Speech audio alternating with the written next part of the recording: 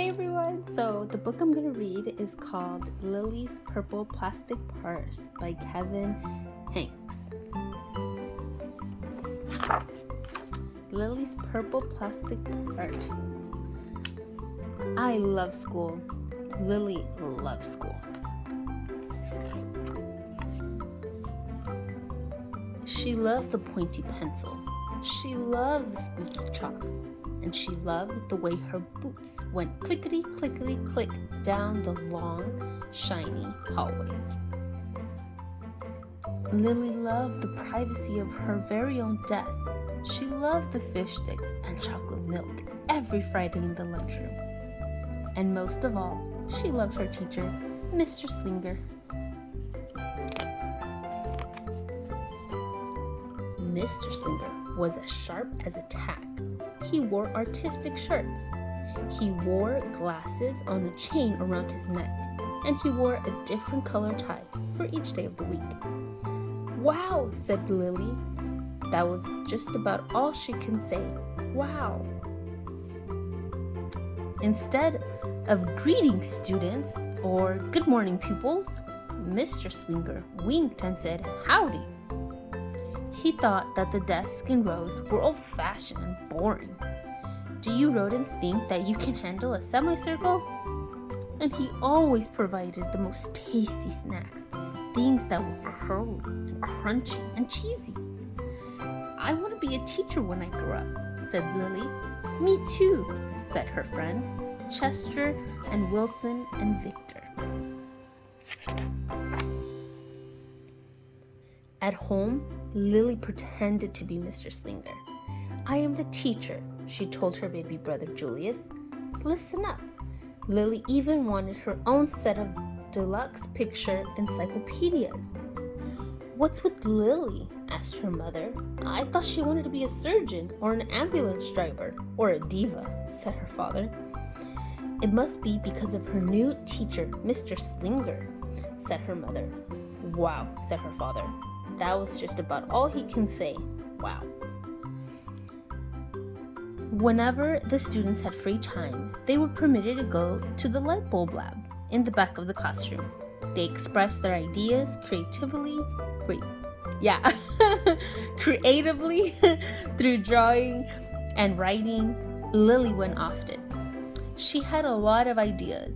She drew pictures of Mr. Slinger, and she wrote stories about him too. During sharing time, Lilly showed her creations to the entire class. "Wow," said Mr. Slinger. That was just about all he can say. Wow.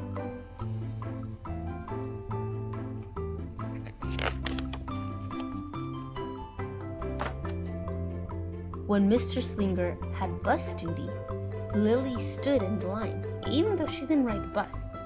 Lilly raised her hand more than anyone else in the class, even if she didn't know the answer, and she volunteered to stay after school to clap erasers.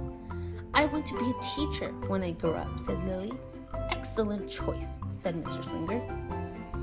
On Monday morning, Lilly came to school especially happy. She had gone shopping with her Grammy over the weekend.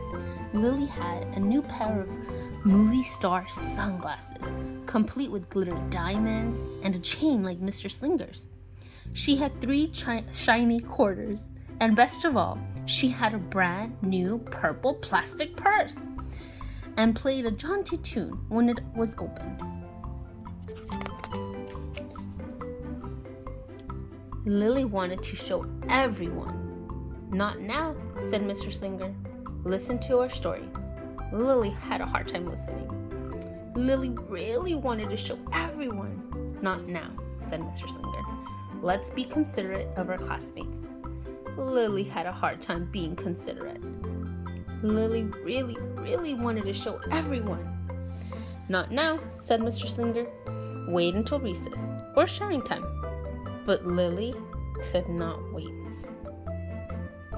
The glasses were so glittery, the quarters were so shiny, and the purse played such nice music, not to mention how excellent it was for storing school supplies.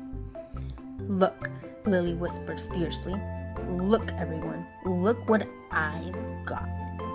Everyone looked, including Mr. Slinger.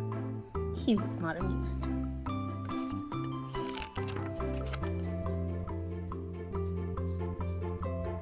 "I'll just keep your things at my desk until the end of the day," said Mr. Slinger. "They'll be safe there, and then you can take them home." Lily's stomach lurched. She felt like crying. Her glasses were gone. Her quarters were gone. Her purple plastic purse was gone. Lily longed for her purse all morning. She was even too sad to eat the snack Mr. Slinger served before recess. That afternoon, Lily went to the light bulb lab. She was very sad. She thought, and she thought, and she thought. And then she became angry. She thought, and she thought, and she thought some more. And then she became furious. She thought, and she thought, and she thought a bit longer. And then she drew a picture of Mr. Slinger.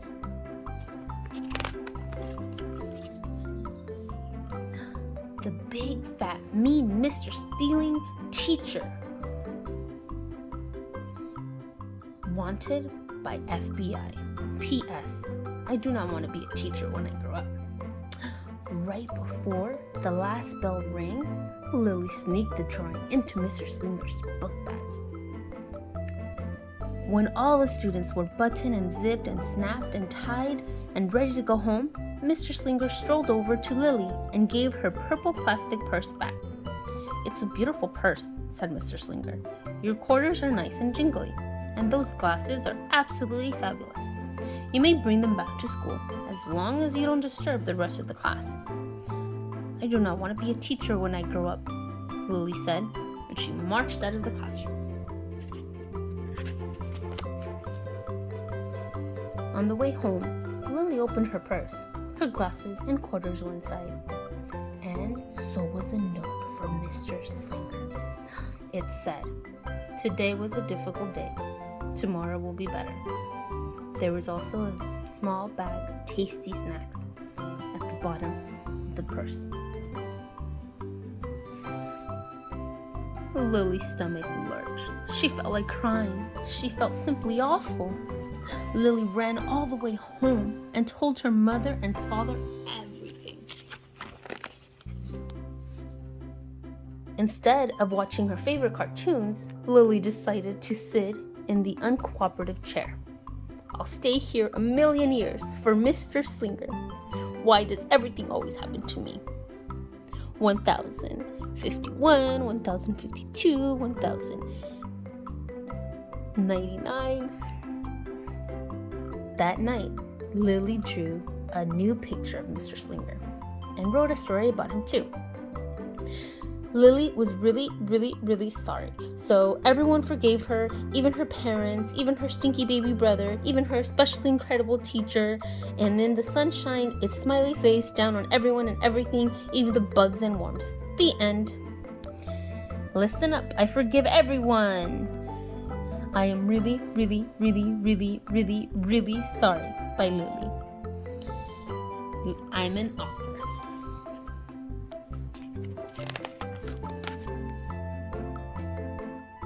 Lily's mother wrote a note, and Lily's father baked some tasty snacks for Lily to take to school the next day. "I think Mr. Slinger will understand," said Lily's mother. "I know he will," said Lily's father.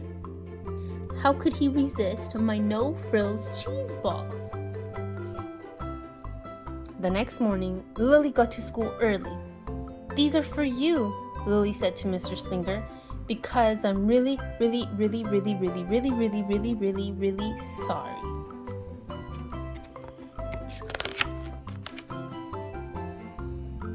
Mr. Slinger read the story, and he looked at the picture, and he read the note, and he sampled the snacks. "What does it say?" "Yum yum." "Wow," said Mr. Slinger. And that was just about all he can say. Wow. "What do you think we should do with this?" asked Mr. Slinger.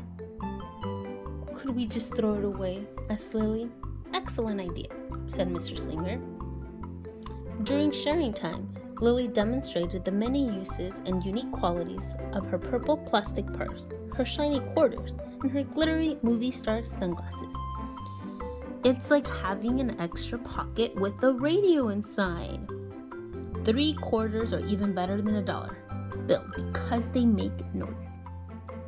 Glamorous protection from harmful rays. Then she did a little performance using them as props. It's called interpretive dance, said Lily. Mr. Slinger joined in. Wow, said the entire class. That was just about all they could say. Wow.